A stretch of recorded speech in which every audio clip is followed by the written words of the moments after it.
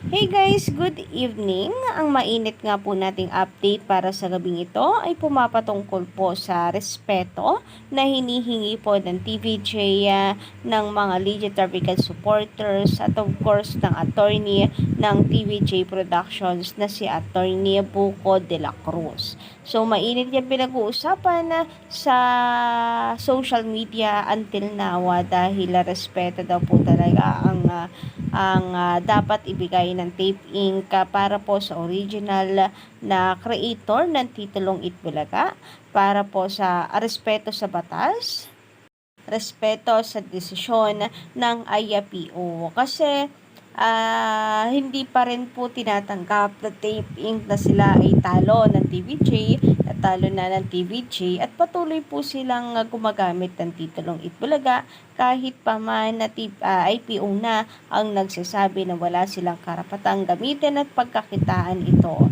So, but before that guys, kung hindi ka pa nakaka-subscribe sa aking YouTube channel, maaari mong pindutin ang subscribe button and notification bell para maging updated at una ka sa mga nilalabas nating balita na may kinalaman sa digital records. And for tonight, unahin po natin pag-usapan itong sinisigaw naman na kung tayo sumisigaw ng respeto, sila eto ang sigaw. Tape, Television and Production Exponent Inc. Lumaban ng patas, lumaban sa tama. Tuloy ang pakikibaka para sa katarungan. Hindi pa tapos ang laban. So, ayan, lumaban daw po ng patas. Bakit? Hindi ba patas yung labanan? Hindi ba patas makipaglaban ang TVJ? Napakapatas nga po eh. Kasi actually, ginalang po ng TVJ na nasa inyo ang trademark na Itbulaga noon kaya hindi nila ginamit. 'Di ba? Doon pa lang patas na ang TVJ. Pero kayo yung hindi po patas dahil nasa TVJ na ang trademark, ayaw nyo pa rin pong magbigay. Ang TVJ ay hindi nila ginamit until mapatunayan na sila ang tunay na may-ari. Pero kayo, hindi nyo pa napapatunayan na kayo ang tunay na may-ari, ayaw nyong magpalit ng titulong Itbulaga. So, about naman sa tuloy ang pakikibaka para sa katarungan, para namang sinasabi ninyo na parang kayo yung aping-ape. Katunayan yan, ang TVJ po, ang inyong hindi na nirespeto, ang inyong pong inape, Kalichitada Rikas. Samantala, speaking of respeto, meron pong bagong post ngayon na ang pro-tape na kung saan ang respeto daw po ay hindi ganon-ganon lang ibinibigay.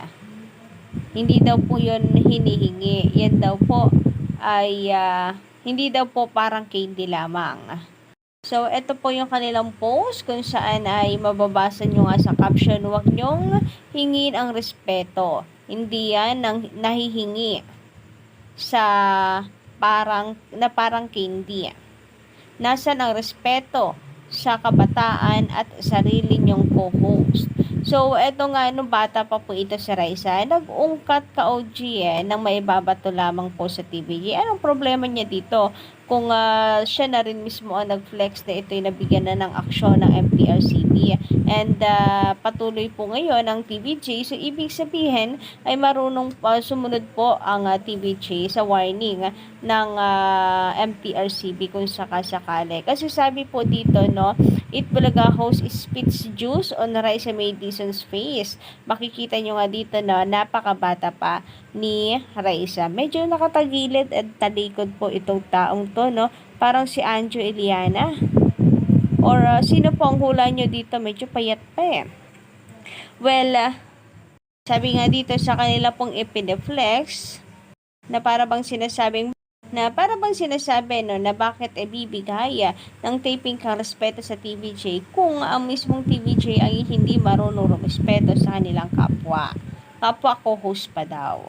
Well, ayun pa dito sa kanilang post, it has come to the attention of Movie and Television Review and Classification Board or MPRCB that there have been some scenes in Itbulaga and the Raisa May shown regarding the alleged child unfriendly scenes.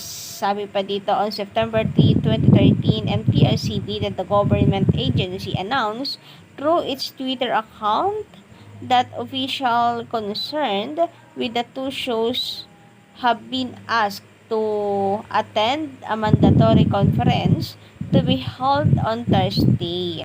One of the episodes that started controversy is It Bulaga 19/29/23 Monday episode, where Bika Soto, one of the hosts, sparked juice, si Bossing pala yun, into the face of the child actress host Raisa May Dizon on there ang joke ko.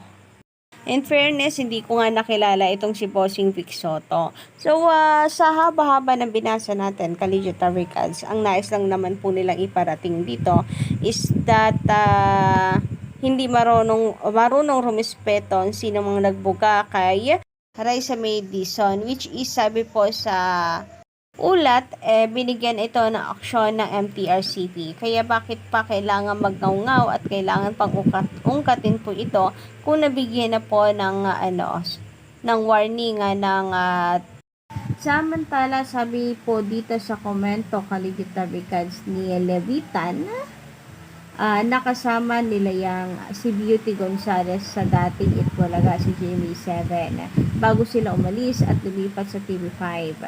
Kasama nila Jose Manalo yan na umakyat sa mga bus para sa sugod bahay. So, kitang-kita nyo no, na walang arte.